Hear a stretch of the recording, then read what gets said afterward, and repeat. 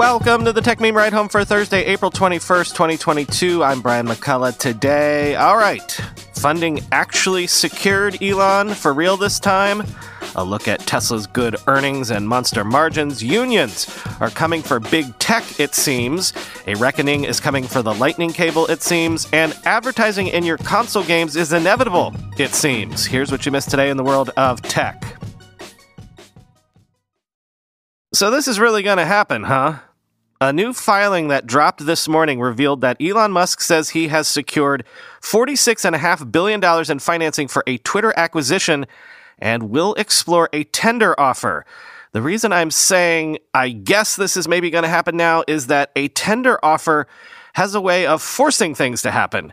Here's how Matt Levine described a theoretical tender recently. Quote, "A tender offer is just a big coordinated public offer to buy stock open to all shareholders at the same price. You announce to all shareholders, I want to buy 51% of this company and I'll pay $50 per share in cash, but I won't buy more than 51%. More than 51% tender, you prorate the offer, not buying all the shares that are tendered. You get to exactly 51% paying $50 per share. You proceed as above, taking control of the board, etc." End quote. Quoting the Wall Street Journal. In a securities filing, Mr. Musk also said that given the lack of a response from Twitter's board, he is now exploring a tender offer to acquire shares of Twitter directly from shareholders, though he said he hasn't decided whether to do so. Mr. Musk made a non-binding $43 billion bid for Twitter on April 14th. Mr. Musk said he has committed about $21 billion in funding through equity financing. He also said he has received a commitment letter from Morgan Stanley Senior Funding for $13 billion in various debt facilities.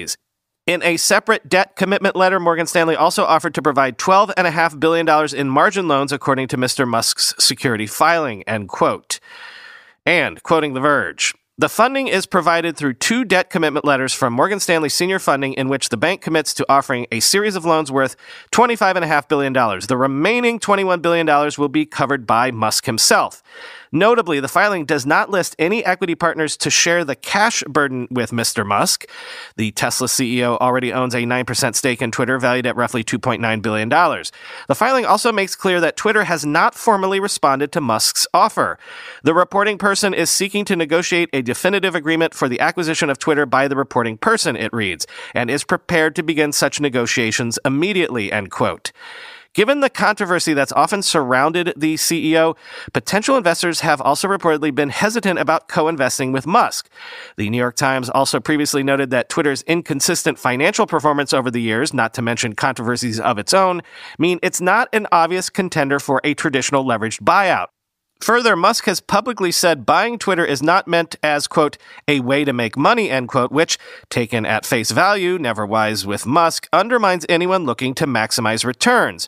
Even with funding secured, taking over Twitter will not be easy. The company's board of directors recently announced measures to block Musk's hostile takeover.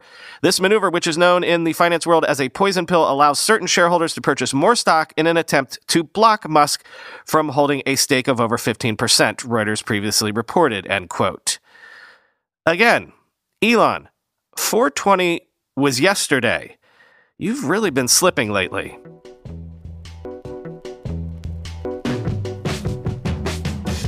Now, we sometimes cover Tesla earnings on the show, and sometimes we don't. It's sort of a gray area to what degree it's plausible for us to cover Tesla as a tech company. I mean, electric vehicle tech, self-driving tech, that's all definitely tech.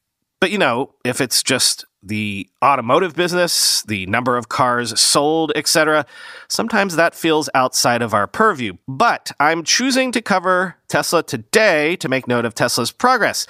In short, Tesla's earnings yesterday reinforced the fact that they are fulfilling their long dream, quoting CNN Business.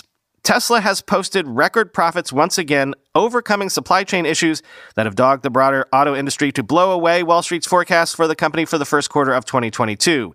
Even with supply chain issues, the company earned adjusted income of $3.7 billion, much higher than the $2.6 billion forecast by analysts surveyed by Refinitiv. It was also more than triple the $1.1 billion it earned on that basis a year ago, and 30% higher than the previous record of $2.9 billion it posted in the fourth quarter of last year. Revenue of $18.8 billion also easily topped forecasts, rising 6% from the fourth quarter sales and 81% from the year-ago total. Demand for its cars was so strong that the day's supply of vehicles it has available for customers fell to only 3 days.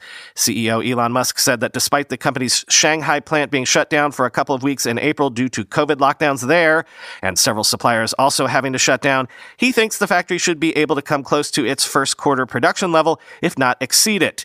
He said he believes the company should be able to continue its 50% annual growth rate, quote, for the foreseeable future for basically several of the next years, end quote. Basically, the future is very exciting. I've never been more optimistic or excited about Tesla's future than I am right now, he said, end quote. And I found this detail that was in the piece by CNBC fascinating, quote, automotive gross margins jumped to a record 32.9%, with Tesla reporting gross profit of $5.54 billion in its main segment. Regulatory credits accounted for $679 million of automotive revenue for the quarter. Revenue growth was driven in part by an increase in the number of cars Tesla delivered and an increase in average sales prices, the company said in its shareholder deck. Early this month, Tesla reported vehicle deliveries of 310,048 for the first quarter, the closest approximation of sales disclosed by the company. Model 3 and Model Y vehicles comprise 95% of deliveries in the period ending March 31st, 2022, end quote. So what I wanted to point out is that 33% gross margins aren't exactly software margins, but considering this is the automotive industry where 5% margins are considered out of this world, I'd say that's close enough for me to say that they approximate software margins in an ultimate hardware product.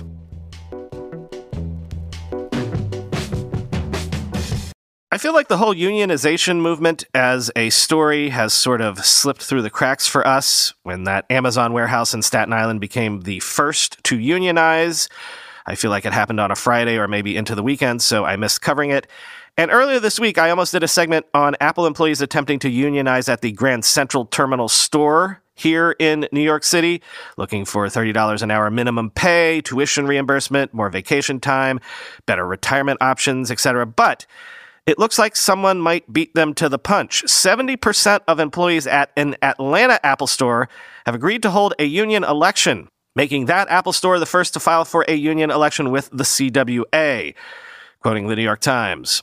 The move continues a recent trend of service sector unionization in which unions have won elections at Starbucks, Amazon, and REI locations. The workers are hoping to join the Communications Workers of America, which represents workers at companies like AT&T Mobility and Verizon, and has made a concerted push into the tech sector in recent years. The union says that about 100 workers at the store, a Cumberland Mall in Northwest Atlanta, are eligible to vote, including salespeople and repair technicians, and that over 70% of them have signed authorization cards indicating their support. In a statement, the union said Apple, like other tech employers, had effectively created a tiered workforce that denied retail workers the pay, benefits, and respect that workers earned at its corporate offices. Workers said they loved working at Apple, but sometimes felt they were treated like second-class employees. We want equal to what corporate actually gets, said Sydney Rhodes, an employee at the store who is involved in the union campaign. An Apple spokesman said the company offered strong benefits, including healthcare coverage, tuition reimbursement, and paid family leave, and a minimum pay rate of $20 per hour for retail workers. Officials at the National Labor Relations Board will next determine whether there is sufficient interest among workers to hold an election. The bar is officially 30%, and set the terms for a potential vote.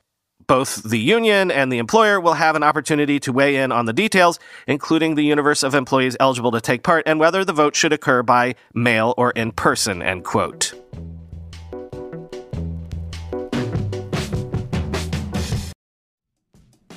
Many consider Renaissance Technologies' Medallion Fund as the best hedge fund of all time. From 1988 through 2018, the fund returned 66% per year. That means if you invested $10,000, you'd cash out with over $200 million. Their secret sauce? Quantitative investing.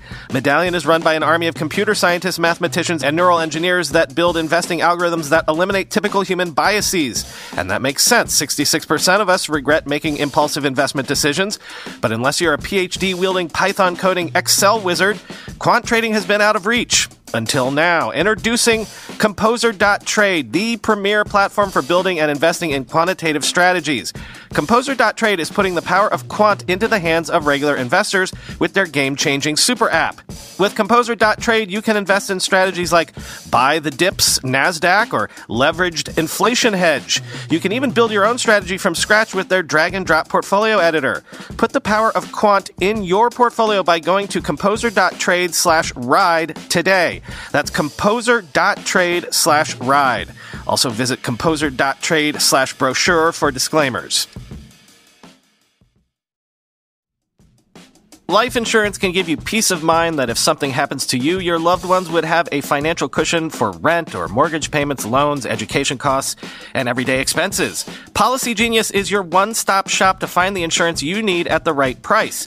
Click the link in the show notes or head over to policygenius.com and just answer a few basic questions. In minutes, you can compare personalized quotes from top companies to find your lowest price.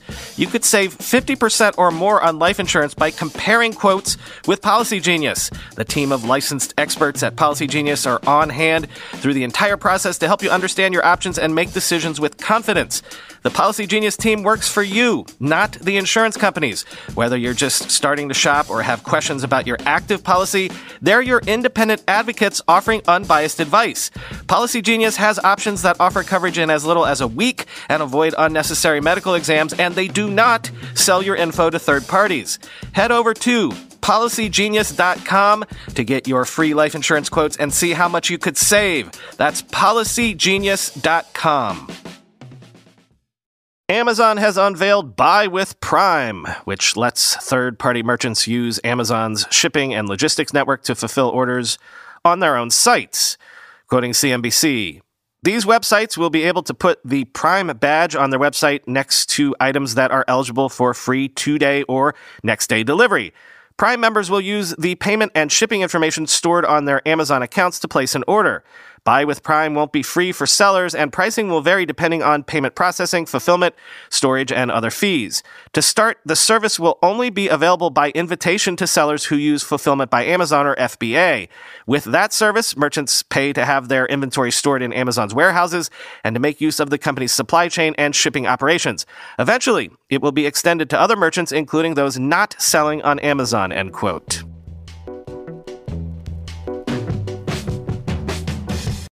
According to a new report, Sony is working on a PlayStation program to let select partners insert ads within free-to-play games, similar to a reported Microsoft effort for Xbox, because of course they are. Quoting IGN. According to Advertising Insider, Sony wants to encourage developers to create free-to-play games by adding this new way to monetize them beyond microtransactions and battle passes. Similar to what we know about Xbox's program, the goal for Sony is for the ads to fit in with the rest of the game, like putting real-life ads on billboards in virtual sports stadiums. Sony is also looking into rewarding players for watching ads and promotions with in-game items, including avatar skins. While we already know Microsoft isn't planning to take a cut of the revenue, Sony is still deciding if it will take a share. As for what companies Sony will partner with, one source in the report said Sony has a strict vetting process for selecting ad partners, ruling out any company that collects personal information like email addresses and names. Sony's program is supposed to launch by the end of this year. There are some concerns about the program, namely how companies will be able to track gamers and their purchasing habits after seeing the ad in-game. And some advertisers may want to avoid promoting their product in games with violent content. Xbox is reportedly planning to launch its advertising program by the third quarter of 2022. It could include ads showing up as rendered billboards in racing games, for example. The profits will be shared between the game developer and the ad company, end quote. This is all about the rise of free-to-play, about the whole evolution of the gaming business model. It's also why we're seeing attempts to shove NFTs into gaming. In short, basically, gaming all of a sudden is this wide open, wild west of business models.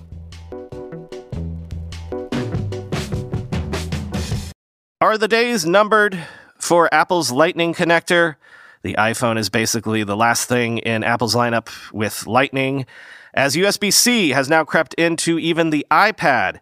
And now the change may be forced upon Apple, as the European Parliament's Consumer Protection Committee has voted 43-2 for a USB-C consumer electronics charging standard ahead of a full Parliament vote in May.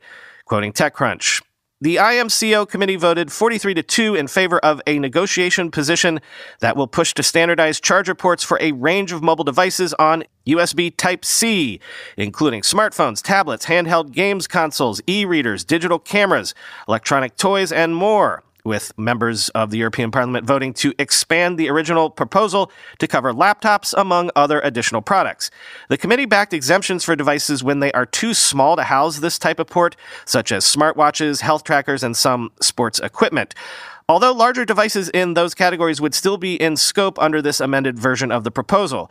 MEPs also voted to press the Commission to address growing use of wireless charging, a development that could enable device makers to circumvent charger port rules by presenting a strategy that allows for minimum interoperability of any new charging solutions by the end of 2026, end quote.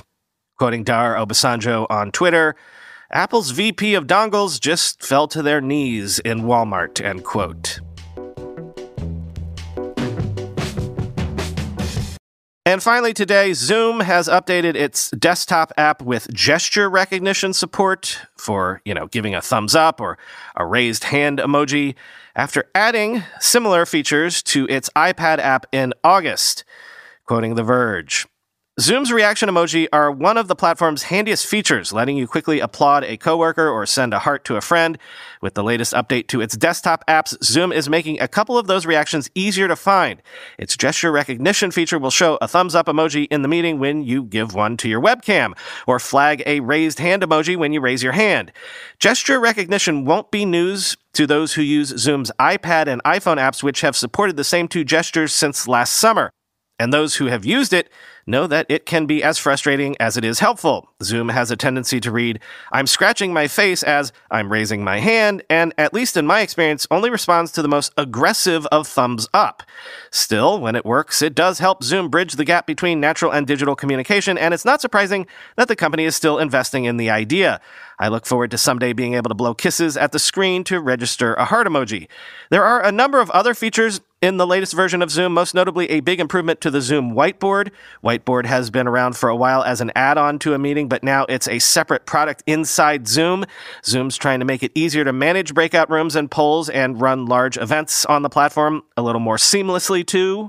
Zoom is also continuing to roll out its chat etiquette tool, which automatically enforces corporate policies on communications. Keep an eye on that one because, as we've seen from companies like Google, the AI writing police is often wrong and frequently ridiculous, end quote. Basically, I went ahead and did this story as a segment just so I could include Casey Newton's joke about this from Twitter, quote, "Coming soon, end a meeting early by making the jerk-off motion," end quote. To which MG Siegler responded, quote, "I feel as if this may already work. No software update required."